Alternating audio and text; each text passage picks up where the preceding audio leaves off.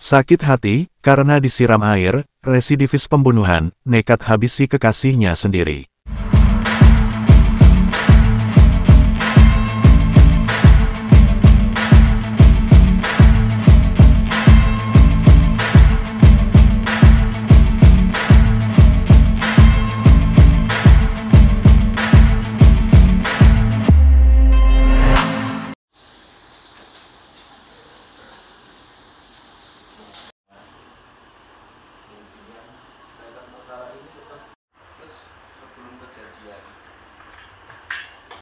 Kepolisian Polres Wonogiri berhasil mengungkap kasus penemuan kerangka manusia di belakang rumah warga di Desa Sreten Slogohimo, Wonogiri, Jawa Tengah.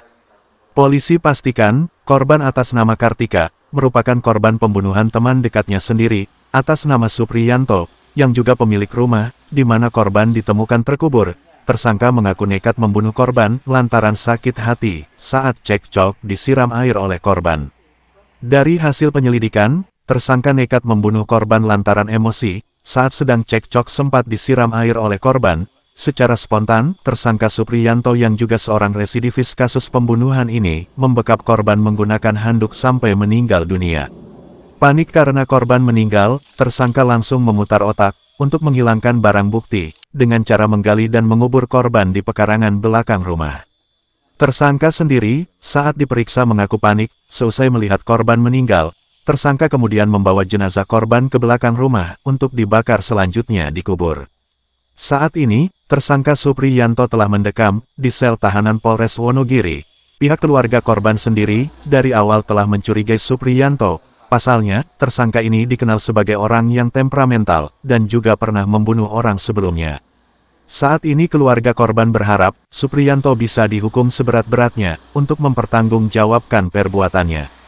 Atas perbuatannya, kini pelaku harus kembali mendekam di balik jeruji besi, dan dikenai pasal 338 KUHP dengan ancaman hukuman 15 tahun penjara. Untuk diketahui, terbongkarnya kasus ini, karena adanya warga yang melapor, terkait orang hilang, sejak tanggal 26 Maret lalu. Awal terbongkarnya ini prosesnya panjang. Tadi dari pihak keluarga lapor, orang anak hilang, dan sebagainya. Dan terus setelah itu kan dari pihak berwajib atau kepolisian itu menindaklanjuti dengan pengumpulan data-data dan juga berikut saksi-saksi. Dikarenakan dari pihak polisi itu tidak berani melangkah langsung itu karena minimnya bukti dan saksi, Mas. Tidak mulane itu agak sedikit terlambat. Karena orang-orang yang sempat dekat ataupun sempat itu kan itu si Supri itu, dan juga mengkaji ulang terkait dengan kronologi awal pasca tanggal 18 Maret itu kan sempat dibujer lah bahasanya nek wong desa, nek bahasanya dengan nanti gimana monggo terkait itu sempat dibujer. TKP-nya itu di Desa Waru. Itu yang sebelumnya udah konflik atau gimana, Pak? Nah, saya sendiri kurang paham terkait. Tapi pelaku memang sering melakukan kekerasan gitu? Pelakunya itu malah kelasnya itu sudah melakukan kejahatan berulang kali. Residivis itu pelaku itu. Kalau hubungannya emang suami istri atau mantan atau gimana, Pak? Nah, sempat menjalin asmara. Tapi untuk sekarang sejauh mana dengan itu berlanjut apa tidak, saya sendiri kurang paham. Permintaan keluarga kalau bisa ya tetap dihukum seberat-beratnya. Berat-beratnya bagi keluarga minimal itu, katakanlah minimal itu tetap hukuman mati atau seumur hidup keluarga. Dilihat dari cara membunuhnya dan juga cara memperlakukannya setelah meninggal, kan tetap harapan dari keluarga mungkin nanti dihukum seberat-beratnya. Siang ini kita di lokasi kejadian perkara. Pembunuhan yang terjadi kurang lebih di tanggal 26 Maret ya, antara korban dengan tersangka, yang sebabnya adalah berkaitan dengan keributan cekcok karena ada sedikit atau permasalahan dalam pacaran tersebut. Diduga ada pihak ketiga sehingga terjadi keributan, kemudian diawali daripada si korban almarhumah ini menyiramkan air ke tubuh tersangka, sehingga dari berawal itulah lalu si tersangka menyekap dengan menggunakan handuk kepada korban dan meninggal dunia.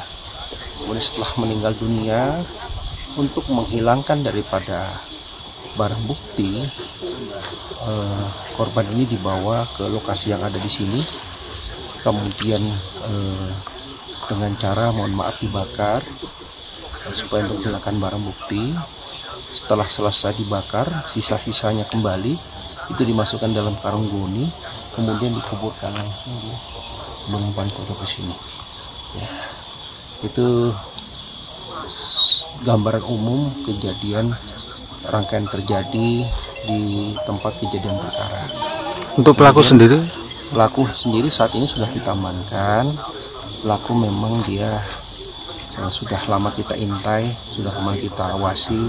Memang yang bersangkutan ada residivis yang memang kemarin kita sudah memastikan bahwa yang bersangkutan diduga tersangka, namun belum mengakui. Setelah kita lakukan upaya penyelidikan, kemudian upaya pencarian korban dengan menggunakan K9 atau K9 dengan menggunakan anjing pelacak di lokasi tersebut. Setelah ditemukan adanya korban, baru yang bersangkutan tidak bisa mengelakkan lagi bahwa yang bersangkutan telah melakukan daripada proses daripada pembunuhan tersebut.